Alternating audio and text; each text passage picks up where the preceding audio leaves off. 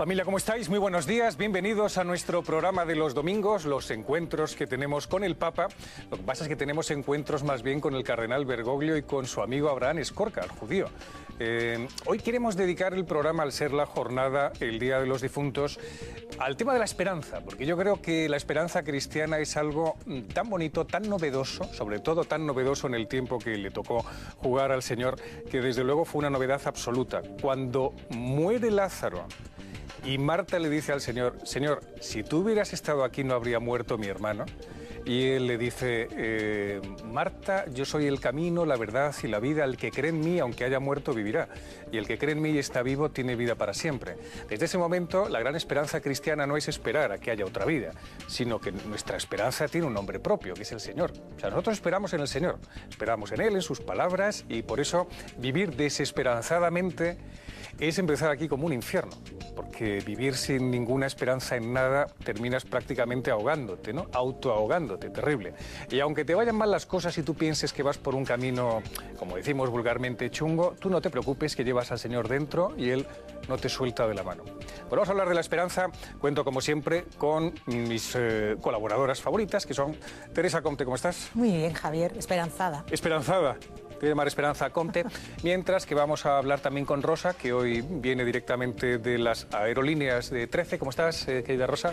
¿Quieres decir que vengo volando? Buenos días. Pues sí, pero tienes ese aspectillo, ¿no? ¿Ese aspectillo de?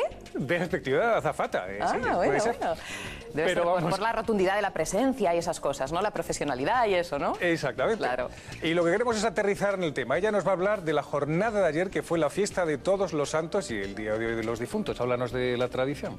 Muy bien, Javier. La fiesta de Todos los Santos tiene su origen a principios del siglo VII, cuando el Papa Bonifacio IV consagra el panteón de Agripa al culto de la Virgen y los mártires. Era 13 de mayo. Ese día se empezó a honrar a los santos anónimos, desconocidos para la mayoría de la cristiandad, pero que por su fe y obras son dignos de reconocimiento y veneración para toda la humanidad. Es Gregorio III quien cambia la fecha al 1 de noviembre. El Día de los Difuntos que celebramos hoy tiene su origen en los monasterios y en las oraciones por los miembros difuntos. Con el tiempo, esta práctica se extendió a toda la Iglesia. Gracias, Rosa. La verdad es que el tema de la fiesta de ayer, Teresa, es súper importante, la de Todos los Santos, saber que nuestro destino es el más allá, estar con el Señor. Y creérnoslo. O sea, saberlo no solo en teoría, ¿no? Sino sobre todo tener la conciencia cierta de que va a ser así, de que la historia tiene, que sabemos cuál es el final de la historia y además de la historia de cada uno, ¿no? Exacto. Eso es lo que además nos mantiene vivos. ¿Cómo estás, Yolanda? Muy buenos días. Hola, Javier. Buenos días. Y Yolanda, ¿a qué te dedicas? Bueno, soy psicóloga y trabajo sobre todo con personas en crisis. ¿Personas en crisis? ¿En qué situaciones de crisis? Bueno, crisis sobre todo de pérdida, de fallecimiento de seres queridos, pero también otro tipo de crisis como pueden ser la pérdida de trabajo, la pérdida de salud, problemas relacionales, de comunicación, soledad. Madre mía, pues en una circunstancia de crisis, por lo menos más de uno que nos está viendo seguro que tiene. Por eso te hemos traído precisamente para que nos hables de personas que están en circunstancias de cierta desesperación o inicio de una fase de desesperación.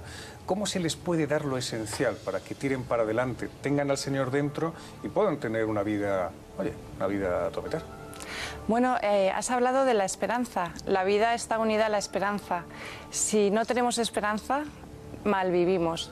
Entonces nosotros en el centro de escucha, en el que soy voluntaria y además también intentamos trabajarlo en el máster de duelo que damos con la Universidad Ramon Llull, lo que intentamos es facilitar a la persona la reactivación de los recursos y capacidades que tiene cada uno para salir de la crisis. Lo que pasa es que uno, yo creo, yo no sé tú, Teresa, porque a mí me gustaría que intervinieras también, uno tiene capacidad suficiente para de sí mismo sacar todos los recursos, porque también en el fondo nos vemos muy pobres. Oye, una persona se le muere su hijo o ha perdido a un familiar muy querido, se ve en ese momento sin recursos, sin nada a mano. Y si encima no tiene fe, es tremendo. Ya, lo que pasa es que lo que Yolanda decía, porque yo sé un poco cómo trabajáis, lo que decís, vamos, sin querer interpretarte, porque yo no soy profesional de la cosa, pero yo creo que eso es fundamental también para superar los cientos de baches a los que nos enfrentamos en la vida, ¿no? Que uno se reconozca a sí mismo y sepa desde dónde reconstruirse, que es aquello que es fundamental en su vida, aquello que es innegociable, que es incuestionable, que son de alguna manera esas agarraderas que todos tenemos sin las cuales no podríamos vivir, para recomenzar desde ahí. Todos tenemos recursos propios que potenciar y yo creo que la gran labor que vosotros hacéis es ayudarnos a tomar conciencia de que tenemos esos recursos y que podemos explotarlos, ¿no? Y que los podemos recuperar y que podemos sacarles lustre de alguna manera. Claro, por ejemplo, en el caso de un duelo, tú que eres además profesora de máster de duelo, eso suena profesora de duelo al sol, ¿no? Pero un duelo, por ejemplo, cuando alguien ha muerto, cuando alguien ha fallecido, necesita un tiempo. Es como si yo creo que Dios ha creado también un tiempo natural para que uno vaya como las costras, ¿no? Se va uno recomponiendo, se va uno reformando y eso hace falta vivirlo. ¿Cómo se vive ese duelo? Bueno, el duelo es un proceso activo. Cuando escuchamos la frase del tiempo todo lo cura, no hay nada más desencaminado de lo que es el duelo, porque el duelo es un proceso activo y además la persona tiene que hacer esfuerzo y le cuesta para realizar ese proceso natural. Y además lo bonito del proceso de duelo es que es social, necesita ser compartido. Yo creo que el Día de Todos los Difuntos hace esa función, ¿no?, de compartir para que esa persona un poco siga reconstruyéndose. Y lo que hacemos nosotros en el Centro de Escucha es favorecer, como bien has dicho, lo tiene que hacer cada persona, mirarse dentro y descubrir cuáles son sus capacidades, reconstruir ese nuevo escenario es en la persona. Luego me gustaría que pusieras algún ejemplo, si a lo mejor es demasiado, ¿no?, llamativo, si dices algún ejemplo, pues alguien se puede sentir aludido, pero en líneas generales cosas han ocurrido en el centro. Pero Rosa, háblanos del programa cuando están hablando el Papa y Escorca. ¿Qué es lo que dice Escorca a propósito de la esperanza? ¿Cómo lo entienden los judíos? El rabino Escorca explica cómo el pueblo de Israel está a la espera, aguardan que venga el Mesías, que Dios se haga visible, tangible, en una realidad próxima al hombre. Y dice que en ese punto el judaísmo se parece al cristianismo, ya que también nosotros esperamos la segunda venida de Cristo. La espera de una vuelta, de una manifestación de Dios en la realidad humana. Eso es, de alguna u otra manera, es algo que tenemos en común. Para el cristianismo, la parusía, la revelación del Hijo de Dios. Para nosotros, un rey de carne y huesos. El Mesías no es nada más que un descendiente de David. Bueno, Jesús también lo era, ahí lo que nos diferencia con el cristianismo. Pero lo interesante de la cuestión es que desde un punto de vista simple y sencillo, lo que nos une es una esperanza de que es posible un mundo con la presencia de Dios mucho más fuerte.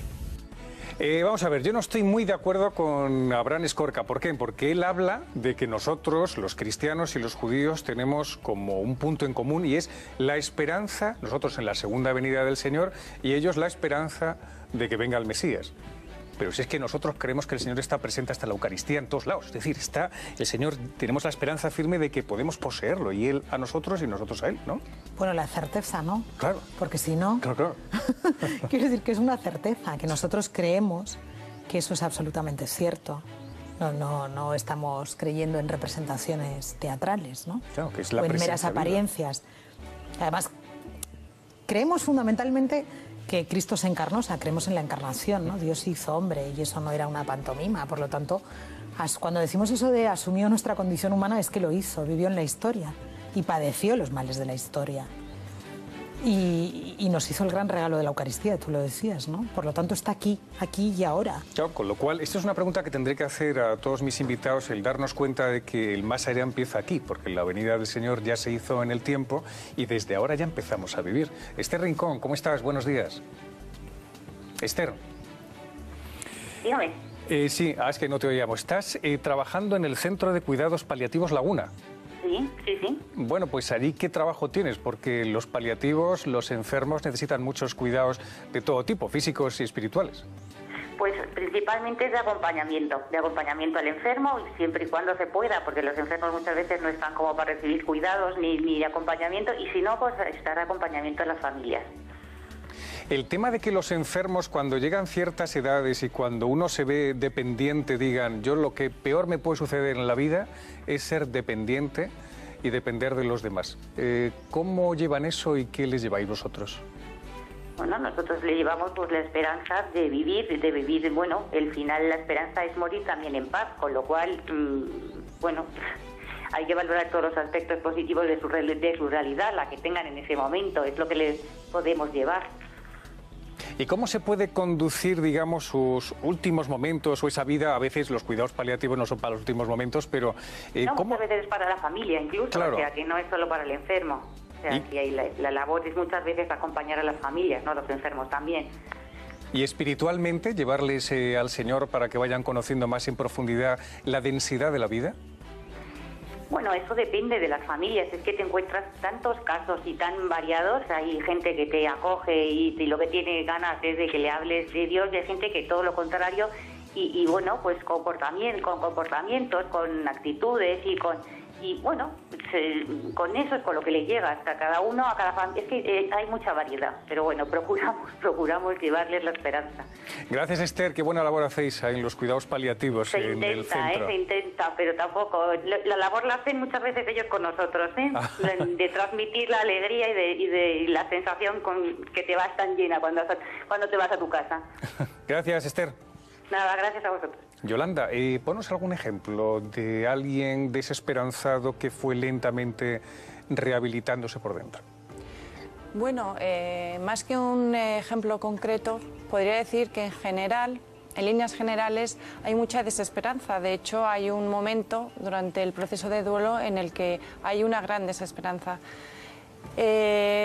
Poco a poco las personas van recuperándola y van reconstruyendo, o más que reconstruir, van elaborando una nueva dimensión espiritual, en la que hay unas nuevas creencias o las mismas creencias que antes con alguna modificación o los valores. Es que si un padre pierde a su hijo, dice de repente, Dios me lo ha quitado.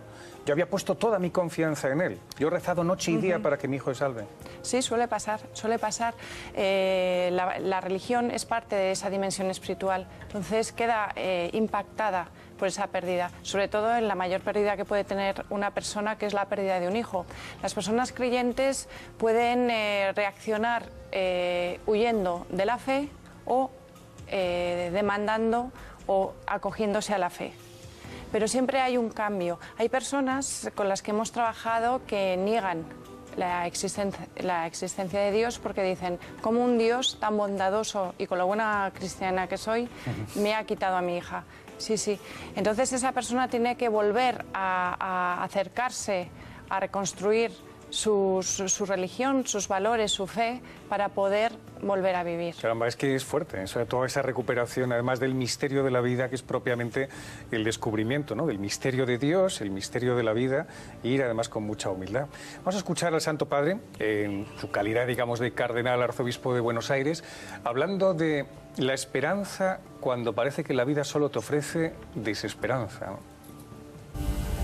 Hombres y mujeres de fe, esas abuelas que en todo un estatismo ateo transmitían la fe a sus nietos y la salvaron porque esperaban que el Señor iba a cambiar la situación.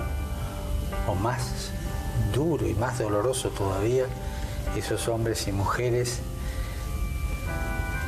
que cuando entraban a la cámara de gas en los campos nazis, recitaban el Shema Israel Adonai. O sea, pese a todo creemos, pese a que sabemos lo que nos va a pasar ahora, pero creemos que la promesa con juramento va a estar.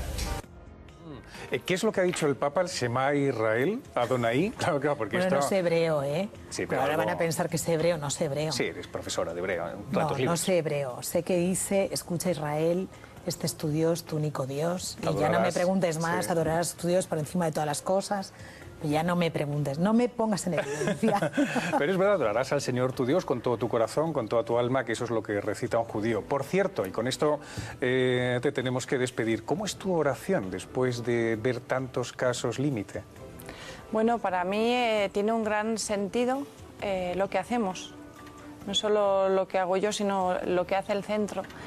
Y cada día cuando me marcho quedo impactada por lo que he vivido durante ese día, ¿no? Pero sobre todo lo que recogemos cada uno de nosotros cuando nos vamos, cuando terminamos la escucha, es el verdadero significado de nuestra existencia. No quedas impasible, no te vas de puntillas. No, claro, no es lo mismo que poner tornillos. Gracias, Yolanda, por estar con nosotros. Gracias a vosotros.